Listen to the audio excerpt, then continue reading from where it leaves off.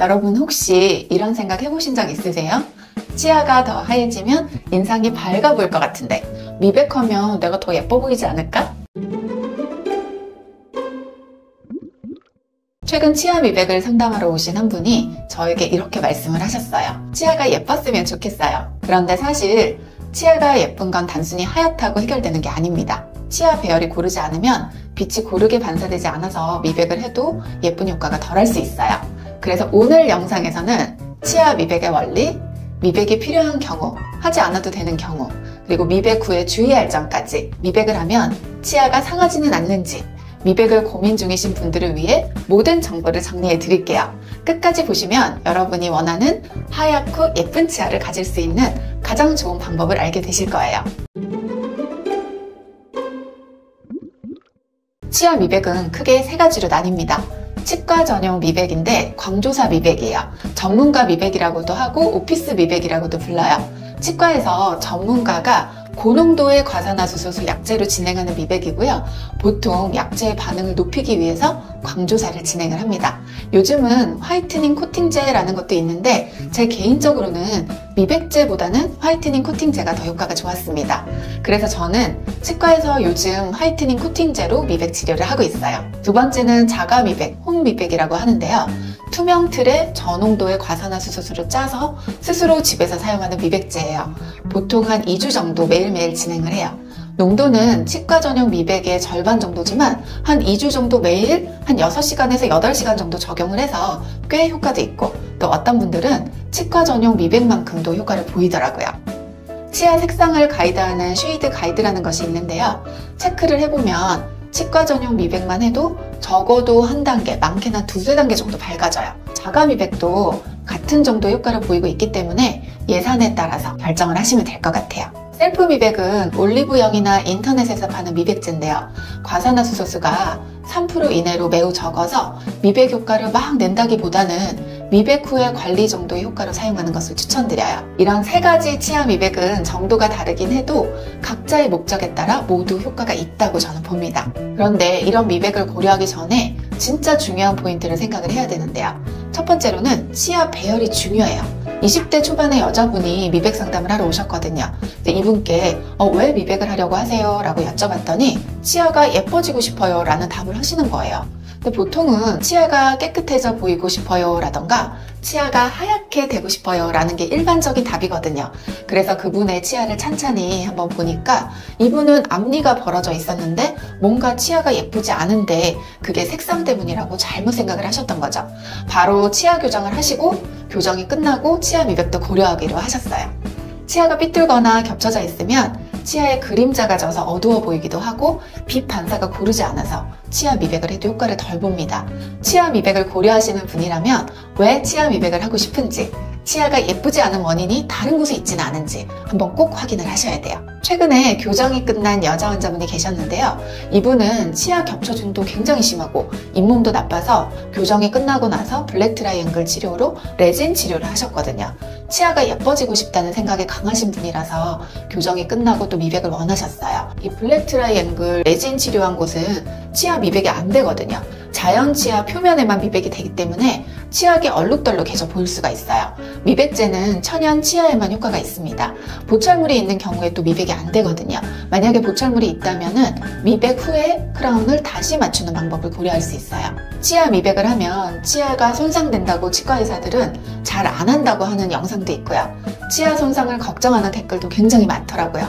2년 정도의 적당한 간격을 두고 치아 미백을 하면 치아가 손상되지 않습니다. 치과에서 사용하는 과산화수소수 미백제는 일시적으로 치아 표면을 표백시켜서 투명하게 보이게 하는 원리라서 너무 자주 하면 치아가 약해질 수 있습니다.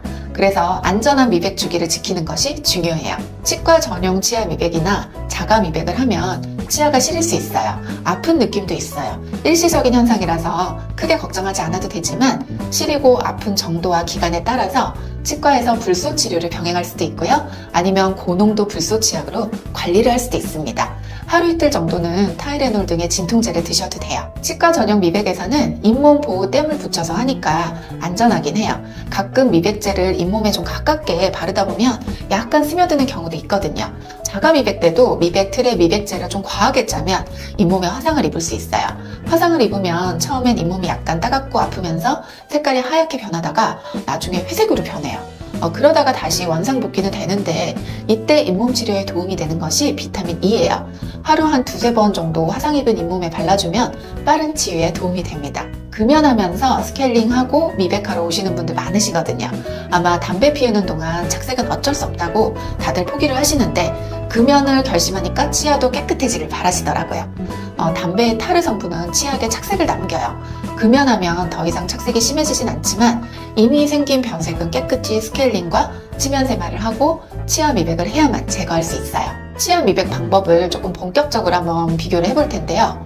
치과 전용 광조사 미백은 35% 과산화수소로 빠른 효과를 냅니다. 보통 약제를 3회 정도 바르는데 한 번 바를 때마다 15분 정도 광조사를 해요. 치아에 대한 꼼꼼한 검사 후에 전문가가 진행을 해서 안전해요.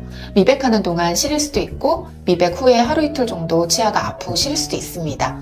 하지만 아까 말씀드렸듯이 타이레놀 같은 진통제 드시면 금방 또 좋아져요. 자, 두 번째 자가 미백, 홈 미백은요. 치과에서 제작한 미백 틀을 사용해서 꾸준히 진행을 하는데 2주 정도 진행하고 효과가 적으면 3에서 4주 정도 연장해서 하기도 해요. 매일 6시간에서 8시간 정도 진행을 하는데 야간 시간에 보통 착용을 해요. 미백 약을 짜서 틀을 끼고 자는 방식으로 해요. 15% 정도 과산화수소 농도를 사용을 해서 시린 증상이 덜하지만 사람 따라 민감도는 다를 수 있어요. 효과가 나오기까지 시간이 걸리기 때문에 매일 2주 이상 정도의 시간을 잡고 합니다. 자, 세 번째 셀프 미백인데요. 가격이 굉장히 저렴하고 간편하게 사용을 해요. 과산화수소 농도가 한 3% 이내이기 때문에 제가 생각하기에 이 미백제로 미백을 굉장히 효과를 본다기보다는 미백을 하고 나서 뭔가 유지 관리하는 정도로 사용하는 것을 추천드립니다. 간편하고 저렴하긴 하지만 치아가 깨끗하게 닦이지 않은 상태에서 사용을 하면 별 효과가 없을 거예요. 그리고 치아가 치경부 마모증으로 패인분, 충치가 있는 분은 사용 시에 굉장히 주의하셔야 돼요. 그리고 제 개인적인 치아쌤의 추천, 개인적으로 추천하는 방법은 중요한 일이 있을 때, 결혼식이나 졸업식, 면접 이런 일이겠죠. 치과 전용 미백과 홈 미백을 병행하는 것을 가장 추천을 드리고요.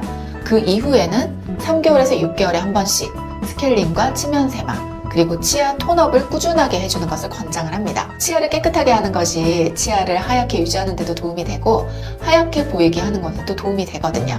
제가 치아 톤업이란 표현을 썼는데요. 저희 치과에서 편의상 붙인 이름입니다. 미백은 아니지만 천연 라임 입자가 든 페이스트를 치아에 적용을 해서 치아 표면의 세균막을 완전히 제거하고 치아가 조금 밝아져 보이는 치료예요. 이 톤업 치료는 치아 자극이 거의 없어서 주기적으로 해도 됩니다. 치아가 원래 시림 증상이 심하거나 예민하신 분은 미백을 추천하지 않아요. 그리고 잇몸이 내려가서 뿌리가 많이 노출되신 분들은 치관 쪽에 미백을 하면 치아 뿌리 쪽이 더 누렇게 보이기 때문에 저는 추천하지 않습니다. 이런 분들이 치아가 조금 밝아 보이길 원한다면 치아 톤업 정도 하시는 것이 좋아요. 치아 미백의 안전한 주기와 좀 주의할 점을 다시 한번 말씀을 드리면요. 첫 번째, 치아 미백 후에 치아에 있는 화이트 스팟이 도드라져 보일 수 있습니다. 치아에 원래 화이트 스팟이 있는 분들이 있는데요. 미백 후에 치아의 작은 반점이 조금 더 도드라져 보일 수 있어요. 근데 시간이 지나면서 점점 균일한 색으로 변하니까 걱정은 안 하셔도 됩니다. 치아에 갈색 반점이 있는 분이 계신데요. 치아 자체에 있는 갈색 무늬는 미백을 한다고 없어지진 않아요. 치아색과 같이 밝아지기 때문에 조금 옅어지는 효과는 있더라고요. 그리고 미백 후에 관리가 굉장히 중요한데요. 미백 후에 48시간 동안은 착색이 심한 음식을 절대 피해야 됩니다. 미백제가 치아에 적용이 되어서 치아 표면을 푸석푸석하게 만들어서 치아의 색소를 빼거든요. 이때 치아가 하얘지긴 하지만 치아 표면이 그만큼 더 착색이 잘 되는 상태예요. 착색을 심하게 일으키는 음식은요. 커피, 콜라, 홍차, 와인 이런 음식이고요. 또 카레나 김치찌개, 짜장면 이런 음식들을 조금 피해 주시고 색소가 없는 음식을 드셔야 됩니다. 안전한 미백 주기를 좀 말씀을 드리면 치과 전용 미백은 2년에 한 번 정도 해주시고 자가 미백은 1년에 한 번 정도 가능해요. 치과 전용 미백과 자가 미백을 이 이상으로 자주 하는 것은 치아를 조금 약하게 만들어서 이 주기를 잘 지켜주시기만 하면 치아에 특별한 문제는 없습니다. 최근 결혼을 앞둔 한 여성분이 저희 치과에서 미백을 받으셨는데요. 결과가 정말 좋았습니다. 결혼식 날 가장 아름다운 미소를 남기고 싶다고 하셨는데 치과 전용 미백을 하셨거든요. 진짜 드라마틱하죠. 사실 이분은 당장 결혼식을 앞두고 계셔서 미백을 하셨지만 치아를 고르게 하는 것이 치아를 예쁘고 환하게 하는 방법이라고 또 제가 설명을 드렸더니 결혼식을 마치고 치아 교정도 시작을 하셨습니다. 혹시 여러분도 중요한 날을 앞두고 있다면 미리 치아 미백을 계획해 보시는 것도 좋을 것 같아요. 여러분, 치아 미백은 단순히 하얀 치아를 만드는 게 아니라 더 건강하고 빛나는 미소를 위한 과정이라고 저는 생각을 해요. 미백도 중요하지만 치아 건강이 당연히 우선이겠죠. 충치가 있거나 치아가 패여 있다면 미백 전에 꼭 먼저 확인하고 치료를 먼저 하세요. 치아 배열이 흐트러져 있다면 미백 전에 치아 교정을 고려하시는 것이 좋습니다. 그리고 무엇보다 여러분의 미소를 지키는 작은 습관이 가장 중요하죠. 치아를 건강하게 관리하면서 미백도 안전하게 진행을 해보세요. 치아 미백 프로그램과 그 이후의 리터칭 그리고 치아 시림 관리 프로그램까지 다 준비가 되어 있으니까 미백에 대한 궁금한 점이 있으시다면 댓글로 남겨주세요. 제가 하나하나 읽고 답변을 드리겠습니다. 그리고 작년, 노년 시니어분들이 치아가 자꾸 때가 끼고 색깔이 누래진다는 문의가 정말 많거든요. 작년, 노년 시니어 미백과 또 치과를 거치지 않는 셀프 미백 제품에 대한 영상도 만들어 보겠습니다. 여러분의 건강한 미소를 위해서 저는 언제나 함께할 치아쌤입니다. 오늘의 영상이 도움이 되셨다면 좋아요와 구독, 알림 설정까지 잊지 마시고요. 다음 영상에서 또 만나요. 감사합니다.